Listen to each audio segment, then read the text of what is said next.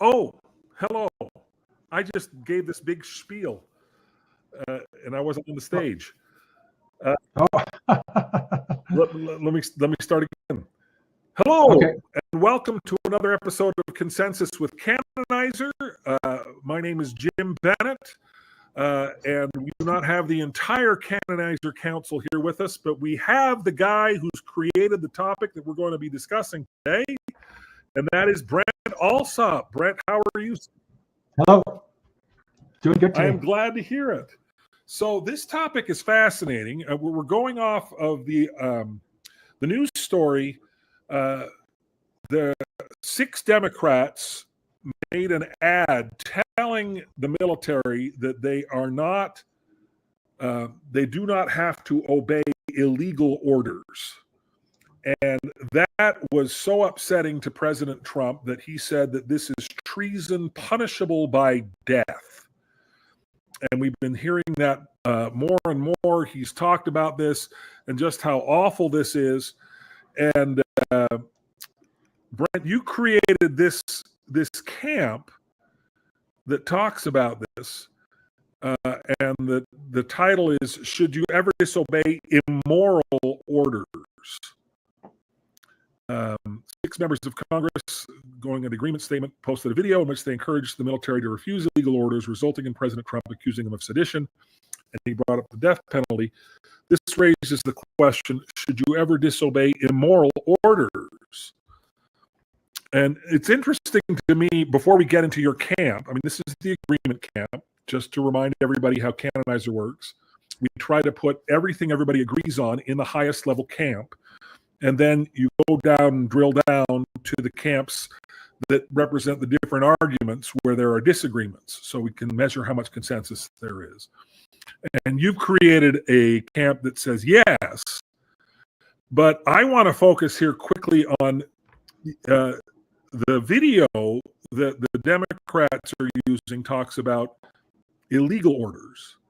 And you are talking about immoral orders. Do you see a difference between the two? Yeah, there's definitely a different. Illegal follows the Constitution and what the laws say, but immoral to me is a higher, more general. Because if you have laws that are immoral, those should be disobeyed also, or rewritten, and so on. So I think immoral or just. And morality is based on what people want and what Canonizer can measure, kind of stuff. But yeah, does that make sense? Yeah, to some degree. I want to review your camp statement. You said this moral issue often divides people between those who favor top-down systems where authority and obedience are prioritized, and those who support bottom-up systems which emphasize the scientific method, individual responsibility, and moral judgment. We believe in bottom-up systems, holding that every person is accountable for their actions, even when following orders. A powerful historical example is the Nuremberg trials after World War II, where the defense of acting under superior orders was rejected. The court established individuals cannot escape responsibility for immoral acts simply because they were ordered by a superior. Do you think there are boundaries to this? Yeah, for sure. Yeah. I mean, because I think there's a fairly large gray area between what's illegal, what's legal, and what's immoral. I mean, I think probably everything that's illegal, or most of the things that are illegal, would also qualify as immoral. Can you think of an example of a legal order that the president would give that the military should reject because it is immoral? Well, I'm not sure how legal it is, but if a president commands someone to go and assassinate someone or start a war or go kill someone in the name of a war or something like that, to me that would be immoral. Whereas the president has the right or legal authority to take the U.S. to war, which means go out and kill people. So that's kind of a. So by your definition, the military should pretty much reject all orders that require. Yeah. Yep. Okay. Thou shalt not kill, right? Thou Yeah. shalt not kill. So, I mean, I think I need to come up with an agreement statement that defines that. Because I think once you start to say, okay, I'm going to reject orders that are immoral, and there is no objective standard beyond my own personal sense of morality, I think that becomes a really slippery slope. Yeah. That becomes kind of dangerous. It then becomes, I'm going to obey the orders I like. Yeah. Yep. I don't see any difference between the two. But I do see a tremendous demand or need for the counsel that these Democrats are giving to avoid illegal orders, because this president is ordering illegal things. Specifically, are you following what's happening in Venezuela? Yeah. You know, so in Venezuela, the president is blowing up fishing boats. Yeah. He's sending the military and ordering them to go kill the people on these boats, despite the fact that, A, we are not at war with Venezuela. So we don't have any legal right to be able to take military action against them. We haven't declared war. We're not going to war with them. B, none of these people on these boats have had any due process. We don't know that they're drug traffickers. We don't know anything. Yeah. For all we know, they could be just innocent fishermen. They could be, and certainly innocent fishermen have been caught up in these kinds of bombings and raids. And yet the president is ordering us to kill people anyway with regard to that. So that becomes really problematic. And but the thing is, if the military were to reject the orders and say, we won't do this, I think we would have a constitutional crisis on our hands. Yeah. To some degree. Because this president has demonstrated repeatedly that fealty to the Constitution is not something that limits how he is going to operate and limits how all of this would work. Beyond sort of legality, I mean, do you see any kind of way to define moral or immoral orders in a way that would look exactly like orders I don't like? Yeah, it has a lot to do with what's more important to the individual or the community. And so where does that trade off? What's more important and stuff like that. But basically it morality is achieved via consensus and what people want. And that's the purpose of canonizer, is to define what morality is, because it's largely based on what people want. And so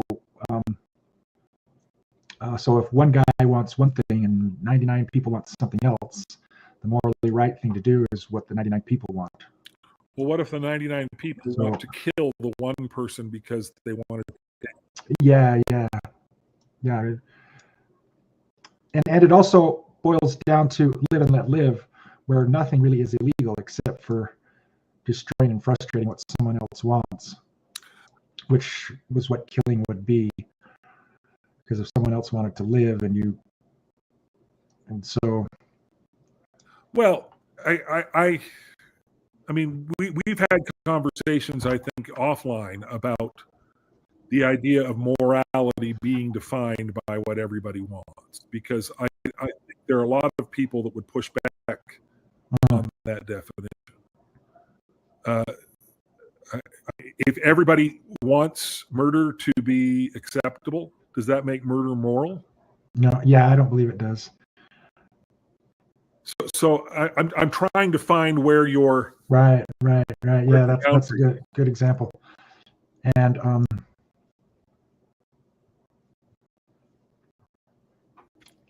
so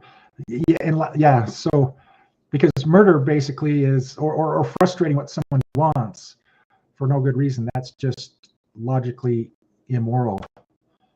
And so murdering someone is kind of a special extreme case of frustrating what someone else wants. Well, but it's not maybe the most extreme, but there are plenty of others. I mean, if 99 people say, we want your house, we want to make you homeless. We Yeah. want your children. We want. That's a good example. mean, yeah. I am in the camp, and I guess this is not the topic we're discussing today. But I am essentially in the camp that morality exists independent of what people want. That there are So moral standards that are not dependent on subjective yeah, that's a decisions. good point. But I think you set a boundary that within a certain boundary, what people want is in fact the moral choice. For instance, forms of government. When you're talking about democracy or you're talking about a republic, you create a constitution and you say, here are the boundaries. And within these boundaries, and the boundaries are, here are the Bill of Rights. Every single citizen has the right to free speech. Every single citizen has, whether or not someone else wants to take that from them. Whether if 99 people to say one person shouldn't have the right to speak, no, that boundary has been set, and so morality sort of come into play. But within that, then it becomes, all right, well, what does everybody want? And we have a very sort of imperfect way of determining that, and that's right. We go to the ballot box every year, every other year, every 4 years to get a president. But the great thing about Canonizer is that, we can find out what everybody wants instantly right away. And track that as it changes over time.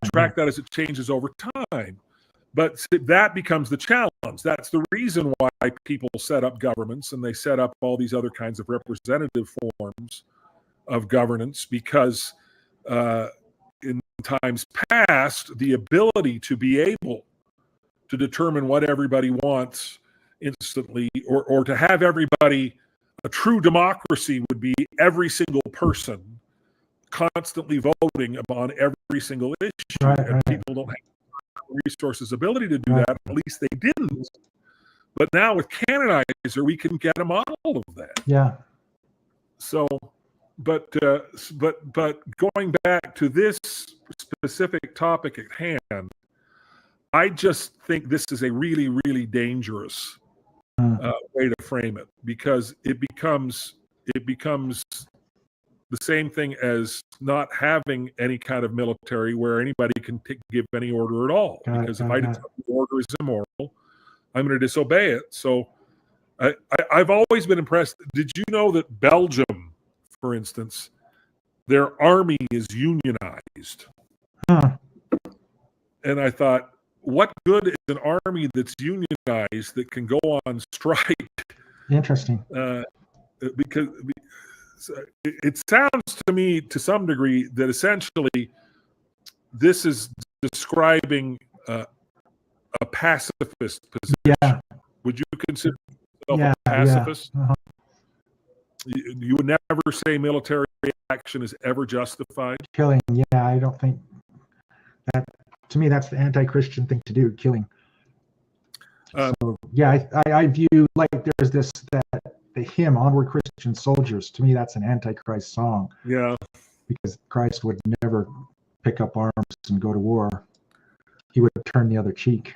Do you believe killing in self-defense is justified? Yeah, because that's when it becomes a double negative. It's like if someone's trying to censor you and you're censoring them from censoring you, then it becomes a double negative. And so that morally justifies it, because Okay. All right. So we've got one place where you think killing is justified. In self-defense. Yeah. And the same way we've had this issue with Canonizer, where someone has tried to censor someone from saying something or make them say something they didn't want to say, and we've set up systems in Canonizer to censor censoring, which is again a double negative. Right. So if someone's trying to censor you, we censor that effort or frustrate that effort, because it's a double negative, and that's the way you love, and that's the way you So does that make sense? Yeah, to some degree. I'm trying to figure out where your boundary is. Yeah. Double negative, I think, is a helpful kind of heuristic to determine where it is. So in a case like World War II, Mhm. which is probably the clearest, the war with the most moral clarity in living memory for anybody. Right. World War II, a pacifist response to Hitler. Do you think that would have been moral to say, okay, well, I'm not going to kill, Yeah, so that's yeah. allow Hitler to Kill lots of people. Yep. That. Yeah. That. So. Yeah. So to me, a pacifist. Yeah, that's a good point. Good example. So yeah, because if people are killing the Jews and stuff like that, then that would justify taking up arms to stop that. Okay. Well, but if I'm a soldier during World War II and I decide, no, I think all killing is immoral, and so Right. can they, are they justified in ignoring an order during Yeah, World War that's a good question. Yeah, it always becomes more complicated when you think about it, but yeah. I'm sorry. No, sorry yeah. to think about it. No, yeah. Because there's a lot of like you say, gray area where and subtleties where, yeah. Well, this is why I think seeking consensus is such a valuable idea. And morally educational, yeah. And morally educational because it requires you to push all of the boundaries and see where they have some give in them and where they're immovable. Yeah. I think, killing in self-defense is entirely appropriate. Somebody's coming after you, they're about to kill you, so you kill them first. I see no moral problem with that. Yeah.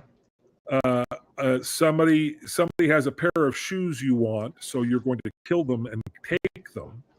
I see nothing but moral problems. Yeah. But so this is where it's always bothered me. I've worked in politics for many years, and one of the cliches that you hear when you're working in politics is this idea that you can't legislate morality. And I think that's absolutely wrong. Oh, really? I think every piece of legislation reflects a moral consensus. Yeah. We have a moral consensus that murder is wrong, right? And so we outlaw it. But then you get things like abortion, and there is no clear moral consensus, and so there's huge controversy as to what the law should be. But when there's a moral consensus, that's what the law reflects. Now, the law is an imperfect vehicle, right, for defining what the moral consensus is, but I don't know that there is a better vehicle unless maybe it's canonizer. Yeah. Do you think canonizer is a better vehicle than legislation for defining moral consensus? Legislation. Well, there are certainly, yes, I'm trying to do, legislation is where the legislators determine, right? And again, that's kind of where I believe in hierarchies that are justified hierarchies.